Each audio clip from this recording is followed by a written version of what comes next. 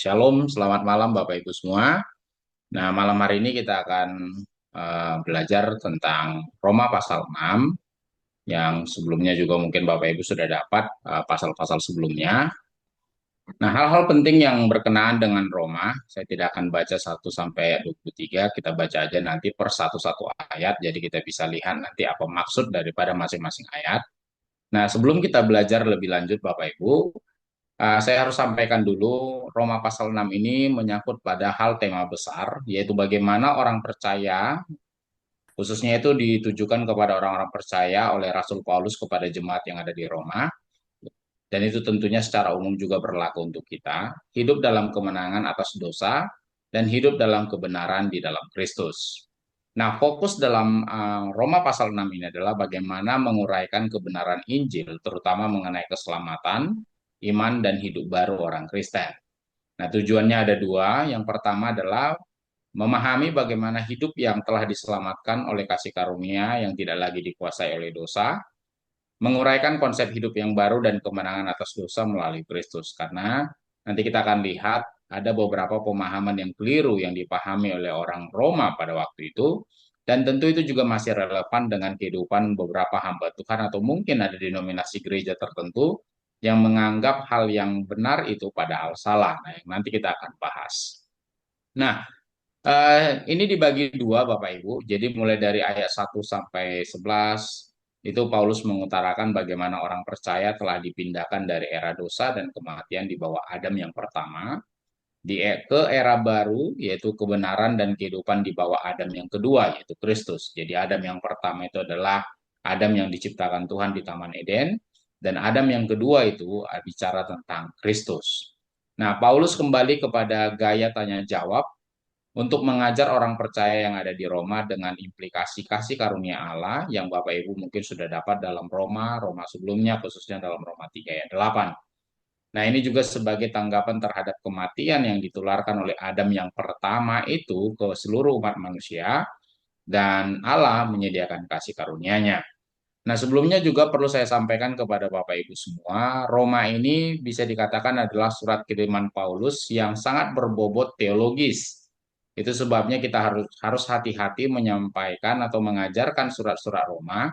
Dan ini juga sebenarnya sudah disinggung oleh Rasul Petrus Bapak Ibu, bahwa ada surat-surat Paulus yang sulit dipahami dan akhirnya diputarbalikan oleh banyak orang karena dianggap bahwa Paulus itu ya mungkin terlalu jelimet atau terlalu teologis sekali. Itu sebabnya dalam mempelajari Pauline Letter itu ada khusus apa namanya, ada khusus studi khusus untuk memahami surat-surat yang dikirimkan oleh Paulus kepada seluruh jemaat yang ada supaya jangan sampai kita salah tangkap. Jadi itu sebabnya kita harus hati-hati untuk mengeksposisi surat Roma atau surat-surat kiriman Paulus yang lain karena memang bobotnya adalah teologis, berbeda dengan sejarah, misalnya Injil, berbeda juga dengan surat-surat umum pada umumnya misalnya dari Rasul Yakobus atau yang lain. Kalau surat-surat Paulus ini cenderung kebanyakan adalah surat-surat yang sangat sistematis sekali dan perlu kita pahami dengan baik-baik. Jangan sampai akhirnya surat-surat Paulus itu dipahami dengan salah. Nah, ini banyak juga dipahami salah oleh saudara-saudara kita yang dari Islam yang menganggap bahwa surat-surat Paulus itu adalah surat-surat yang kontroversi dengan pengajaran daripada Tuhan Yesus. Itulah sebabnya sudah diingatkan oleh Rasul Petrus bahwa ada surat-surat Paulus yang sangat sulit dipahami dan kita perlu hikmat Tuhan untuk menggali surat-suratnya. Nah, kita mulai uh, dari ayat 1. Jika demikian, apakah yang hendak kita katakan? Bolehkah kita bertekun dalam dosa supaya semakin bertambah kasih karunia ini? Nah, boleh kita bertekun dalam dosa supaya semakin bertambah kasih karunia itu adalah sebuah pertanyaan yang menyinggung bahwa ada orang yang berprinsip bahwa semakin kita berbuat dosa, maka semakin besar kasih karunia Allah yang terjadi bagi kita. Nah, Paulus mengkritik hal itu, Bapak Ibu. Paulus mengkritik pemikiran bahwa kasih karunia memberi izin untuk hidup dalam dosa. Nah, ini juga ada beberapa orang yang saya temui begitu ya. Nggak apa-apa, kan Tuhan sudah mati buat kita. Jadi kita bebas dong buat dosa. Kan toh juga ditebus. Karena bagaimanapun kan Tuhan sudah mati. Dosa kita yang dulu, Dosa kita yang sekarang dan dosa kita yang akan datang kan sudah ditebus oleh Tuhan. Jadi ya nggak apa-apa dong kalau buat dosa. Nah, ada pemikiran seperti itu yang kita temukan sekarang dan itu bukan hal yang baru. Karena di zaman Paulus itu sudah ada pemikiran seperti itu Bapak Ibu. Jadi ini bukan menyarankan untuk berbuat dosa lebih banyak, untuk mendorong lebih banyak kasih karunia dari Allah yang kita rasakan, tetapi menegaskan bahwa harusnya kita tidak lagi berbuat dosa sesuai dengan kebenaran orang yang beriman kepada Kristus. Jadi tidak ada istilah bahwa dengan adanya kasih karunia, maka kita bebas untuk berbuat dosa atau diperbolehkan berbuat dosa. Toh juga kok udah ditanggung oleh Tuhan dosa kita. Nah, ini yang ada akhirnya disinggung pada saat saya berbicara dengan ada beberapa kalangan dari saudara-saudara kita yang dari Islam, langsung mengatakan kan enak orang Kristen ya, dosanya ditanggung oleh Yesus jadi bebas mabuk-mabuk, bebas bebas berhubung melakukan seks bebas, mau lakukan apa dosa apa aja, toh juga ditanggung oleh Tuhan kalian kan enak. Coba bayangkan Bapak Ibu, pemikiran seperti itu bisa muncul di kalangan Islam ya mungkin karena mereka mendapat pengajaran bahwa Tuhan sudah menanggung dosa kita yang dulu, yang sekarang dan yang akan datang, berarti kita pun bisa berbuat dosa. Nah, ayat 1 ini mengkritiki hal itu. Jadi, jangan sampai kita mengatakan bahwa kasih karunia memberi izin kepada kita untuk hidup dalam dosa. Tidak, itu disangkal dan dikritisi oleh Paulus. Nah, agar kasih karunia bertambah, Paulus menjawab keberatan yang mungkin diajukan oleh orang lain terhadap ajarannya tentang kasih karunia. Jika hukum Taurat menyebabkan dosa bertambah, yang menghasilkan lebih banyak kasih karunia, maka terus-meneruslah berbuat dosa. Sehingga pencurahan kasih karunia pun bisa lebih besar. Nah, pemikiran seperti itu yang dikritisi oleh Paulus. Jadi, Paulus menolak pernyataan itu atas dasar bahwa kuasa dosa dalam kehidupan orang percaya itu telah berakhir. Selanjutnya di ayat 2. Sekali-kali tidak, ini adalah jawaban Paulus. Bukankah kita telah mati bagi dosa dan bagaimana kita masih hidup di dalamnya? Nah, mati untuk dosa itu menunjukkan bahwa orang percaya harusnya tidak lagi berada di bawah kuasa dosa atau kendali dosa. Oleh karena itu, kita tidak boleh hidup seolah-olah kita masih berada di bawah dosa. Kalau Tuhan sudah mengatakan kepada kita bahwa kita telah mati bagi dosa, artinya tidak ada lagi kuasa dosa dan kendali dosa dalam kehidupan kita. Itu artinya. Selanjutnya, atau tidak tahukah kamu di ayat 3 bahwa kita semua yang telah dibaptis dalam Kristus telah dibaptis dalam kematiannya. Nah, ini berkaitan dengan baptisan. Jadi baptisan itu adalah simbol kematian kita akan dosa Bapak Ibu. Nah, baptisan juga melambangkan kematian kita bersama dengan Kristus.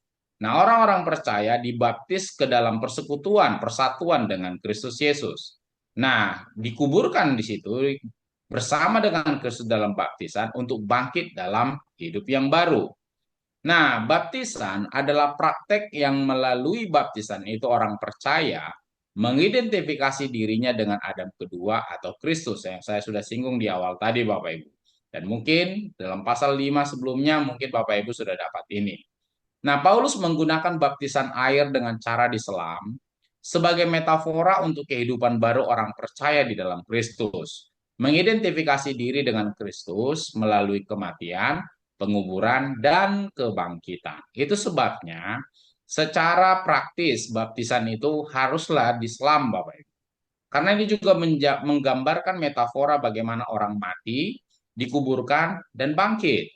Nah, walaupun mungkin di beberapa gereja ada yang membuat praktek secara percik misalnya, namun kalau kita lihat dalam hal esensi daripada baptisan bukan hanya sekedar menggunakan air, bukan hanya sekedar dicelup atau diselam, tetapi ini juga menggambarkan bahwa orang itu mati, dikuburkan, dan bangkit.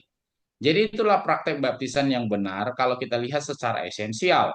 Terlepas dari juga dari artinya atau dari bahasa aslinya itu baptizo, artinya mencuci atau mencelup atau menenggelamkan sesuatu. Nah, tenggelam di sini dimetaforakan dalam bentuk seperti kita orang mati, dikuburkan, dan akhirnya dibangkitkan. Jadi makna baptisan bukan hanya sekedar mengambil terminologi baptizo untuk menyelam atau diselam, tetapi ini juga melambangkan bagaimana seseorang itu mati di dalam Tuhan, dikuburkan di dalam Tuhan, dan akhirnya bangkit bersama dengan Tuhan.